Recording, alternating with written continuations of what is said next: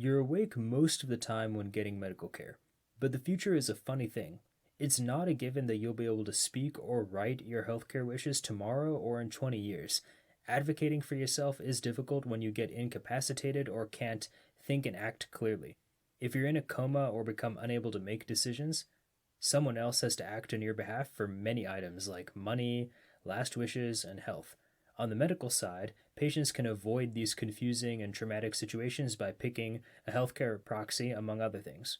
Today's episode isn't meant to be legal advice at all. You should definitely consult your lawyer depending on your situation, but I do want to offer some background on preparing for the worst outcomes where you need someone to know your healthcare preferences through and through.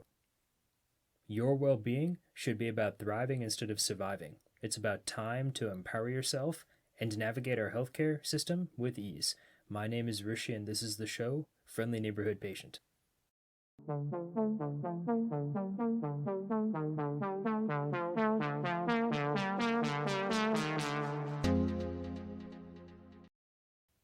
If you can't talk, write, or move, someone else has to carry out your healthcare wishes.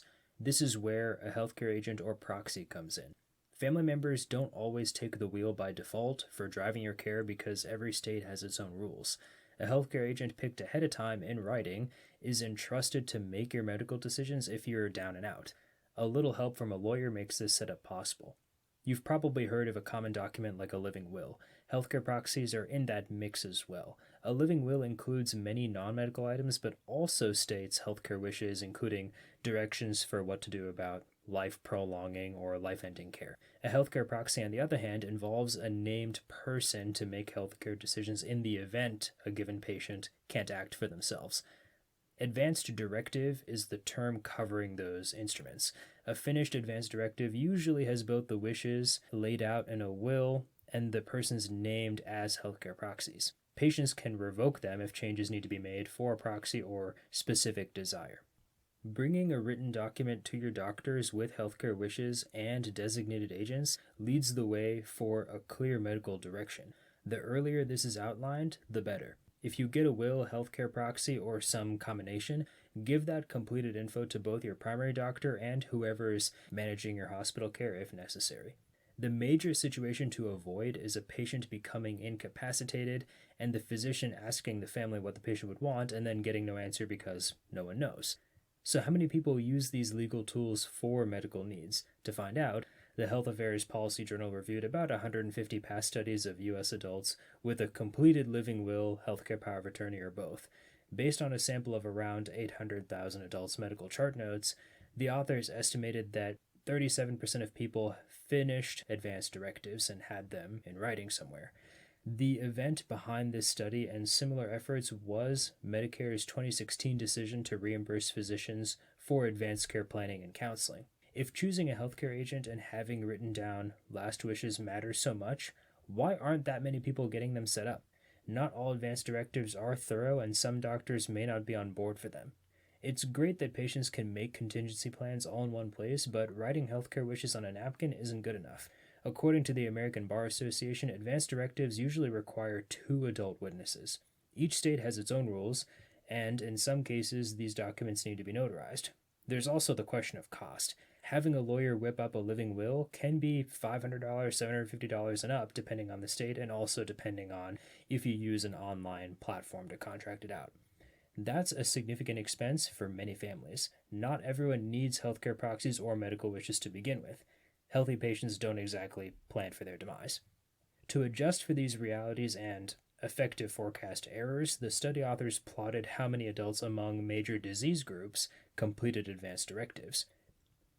Patients with issues like heart disease, cancer, and neurologic problems tend to exceed the national share of adults with finished advanced directives. So instead of that 37% figure I mentioned earlier, now you're leaning more towards 50 to 60% of adults finishing their advanced directives. That figure and other sources in this pod will be on my post at rishinagala.substack.com. Given these facts, it's possible to think of living wills and healthcare agents like insurance. You may not use insurance, but if you need to, you'll be happy that it's there. Having a healthcare proxy knowing your clear medical desires also saves providers time in executing treatment, which of course saves money. Let's assume that you know exactly what should be done for medical care if you're incapacitated. You'll still need an agent that everyone can trust. The best times for thinking about getting a proxy would be as a patient ages, when a major life event happens, or if a serious illness gets diagnosed. Healthcare proxies are expected to speak for the patient's wishes, have access to said patient's complete medical record, and collaborate with various doctors and providers. Most clinics and hospitals have HIPAA guidelines in place to secure privacy, but upon choosing a proxy, you'll have to add his or her contact info to your health record to close the loop.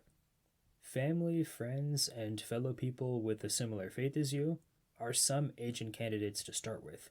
Regardless of who you choose, make sure that person is decisive. No other character traits for a proxy matter nearly as much as being quick thinking and knowing your wishes by heart. If you remember nothing else from today's episode, know that a proxy is linked to a person and a will is linked to wishes. Every patient has different needs and situations. It's a personal choice to build contingency healthcare plans, but more patients should be informed of all the pros and cons to make better decisions. Having someone by your side when life doesn't go smoothly is a plus, even if that person isn't legally representing you. Another useful kind of agent to have at your side is a healthcare insurance broker. American health plans, among many other parts of our medical system, are insanely complicated. I've spent a bit of time walking you through how to think about health plans in past episodes.